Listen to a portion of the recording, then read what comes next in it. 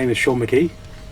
I am a mastering engineer at Abbey Road Studios, and I became involved in this project because I previously worked on Iron Maiden.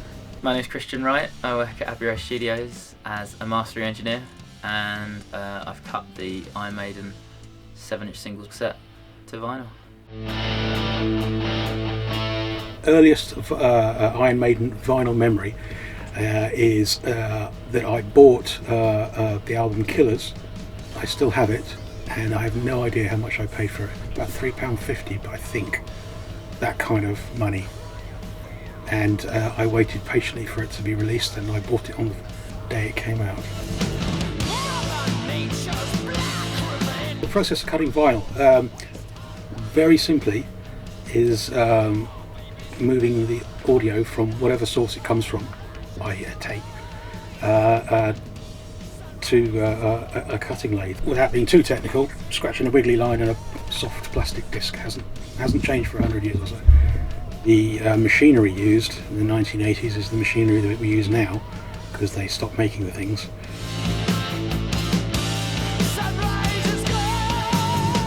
In the case of the 7-inch releases, we loaded in predominantly from analog sources. There was a couple that could only be sourced from U-matic, but for the most part we returned to the original analog sources. These were then loaded through analog to digital converters, and the more recent converters that we use are far better than what's preceded them in the 80s and 90s, which meant we get a far better capture from analog of the frequency range, and the capture generally in the audio is going to sound much better than previous releases. I would say that the vinyl manufacturer is probably better now than it was in the 80s and possibly the 90s as well.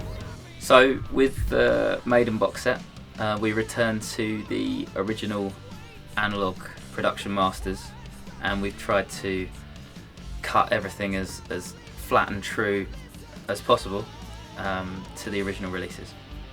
With the analog tape sources, we loaded in from an A80 1/4-inch machine, and then we cut on this lathe, the VMS 80. How long does it take to cut a record? It should, in theory, take the amount of time it takes to play the record, but that's not always the case. It's real time for the actual audio to cut to the lathe, but there's a lot of preparation as well. In the case of the box set, we had to go through the different analog sources, finding the best sources, and at times trying to find the production master versus the pre-master analog tape. The biggest challenge really was trying to get old U-matics to play, and extracting the tapes when they became stuck in the machine.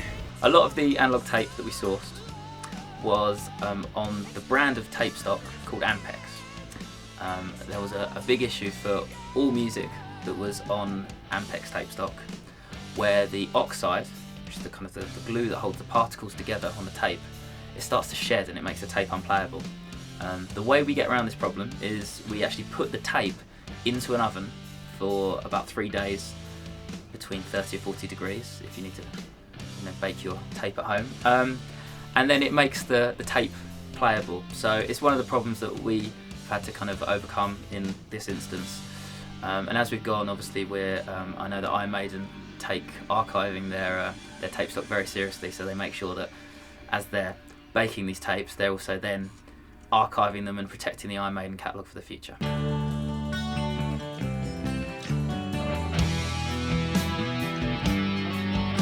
What governs playing speeds on vinyl, and why there are different speeds, is really down to how much space you have and how much time there is of music and how loud it is.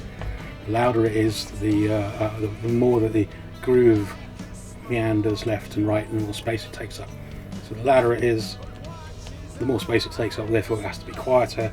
And obviously if you're cutting a 50-minute side or a 20-minute side, and you're cutting it at 45 RPM and you want a decent amount of level, it's just not going to work. So albums traditionally have been 33 RPM, which gives you a reasonable amount of space, and 7 inches, they're at 45, because you've only got 3 minutes, 4 minutes, 6 minutes.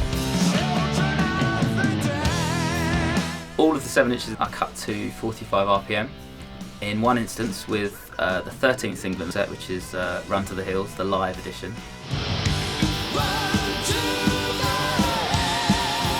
The B-side, Phantom of the Opera, is actually it's about 7.5 minutes long.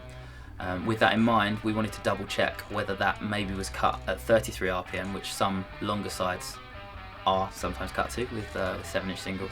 And the way we did this, we called up from the archives in Hayes the original 7-inch, the commercial release, just to double check and give it a listen and see that that was the speed it was cut at. My favourite part of this reissue project was listening to the first, second and third albums, which are my favourites, from the original master tapes. Killers, definitely, because it was the first one I ever bought, and the first album you buy of a band is usually a favourite. And then that prompted me to get the first album, and then Number of the Beast came along, which was a complete change in direction and made my fingers bleed. Now, my favourite Eddie, I would say, is the first one, and then the second one, and then the third one, because they all have their own characters and they're all pretty amusing.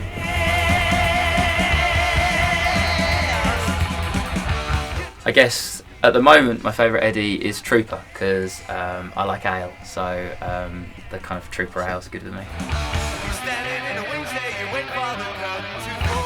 The first time I was ever arrested was at an Iron Maiden gig on the Killers tour at Guildford Civic Hall. I managed to see a few minutes of the gig. I was very, very, very drunk at the time, so that was kind of funny. And then my second event type thing was here when they played at Live at Abbey Road, and they played in Studio One, and I walked past the entrance of Studio One when they hadn't played yet, and the sound of the amps fizzing was deafening. It made you wince your eyes. It was quite amazing. And then they played, which was probably the loudest thing that we've ever had here, which was fantastic. Keep your distance, walk away, don't take it, baby. We want to recreate a box set that hopefully betters what's come before and offers loyal fans this great package. Watch your step, these are too dead. Sense of responsibility one has to the fans and to the band and the record label and to yourself. It is maintaining a professional attitude and doing the job as best as you can. People are paying money for the records, and the record company are paying money for you to do this. So you need to do it to the best of your ability, otherwise there's no point in doing it. I feel people have become even more excited again about vinyl and having a physical product, and I think with a band like Iron Maiden, with Eddie, the artwork's always been synonymous with the band, and I think to be able to see that artwork, whether it be on a 7-inch or on the bigger album artworks, it's great to kind of see that artwork and feel some connection with the band and the music. You want me, you tell me, you talk to me back at your